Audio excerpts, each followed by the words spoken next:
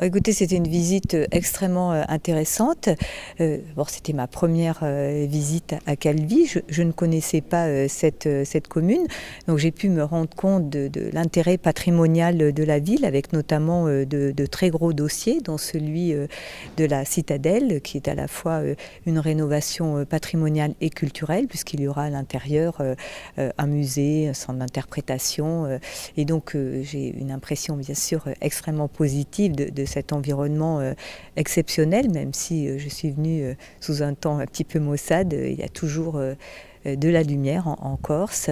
Et puis, nous venons d'avoir une séance de travail très intéressante avec l'intercommunalité, où j'ai pu me rendre compte de l'intérêt du travail réalisé, en particulier sur un sujet d'actualité qui est celui des déchets, où je pense que le travail de cette intercommunalité a valeur d'exemple.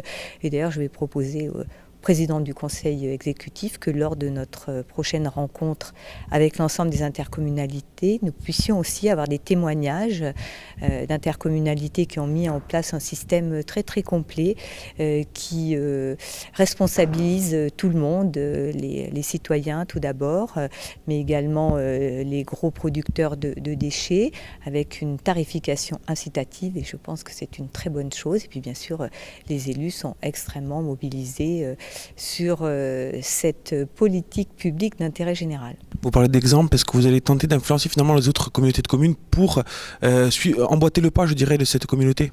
De toute façon, nous n'avons plus le choix. Nous sommes au pied du mur. J'ai eu l'occasion de le dire. Il y a une urgence sanitaire, parce qu'il y a un centre qui est bloqué, parce que les élus de ce territoire en ont un peu assez d'être les seuls à jouer la carte de la solidarité, pendant que tout le monde refuse d'accueillir un centre de stockage. Tout d'abord, j'ai voulu présenter mon territoire, les compétences que nous exercions dans le cadre de la communauté de communes Calvi-Balagne, et aussi de quelle façon nous déclinions ces compétences. La première compétence qui me semble incontournable vu l'actualité, c'était celle bien entendu de collecte des déchets, savoir un peu tout le dispositif que nous avions mis en place pour favoriser le tri et bien entendu participer nous à la réduction des déchets voués à l'enfouissement. Une préfète qui était très sensible sur ce point. Aujourd'hui, vous voudriez être le vecteur de ce tri ? Non, pas forcément le vecteur. Je ne veux pas être le premier de la classe. Le but n'est pas là. Le but est de dire que les choses sont possibles quand il y a la volonté et les compétences sur le terrain pour relayer cette volonté politique. Et puis il y a ce complexe, un complexe toujours, on dira toujours le nouveau complexe. C'est aussi important de montrer ce travail qui est fait au jour le jour dans ce complexe.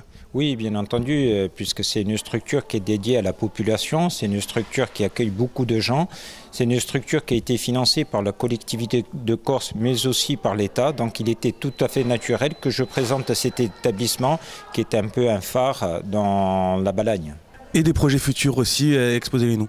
Tout à fait, nous avons évoqué avec la préfète des régions les différents projets que nous avons, notamment la construction d'un nouveau centre administratif qui est un peu trop exigu vu le nombre de compétences que nous avons depuis la loi NOTRe.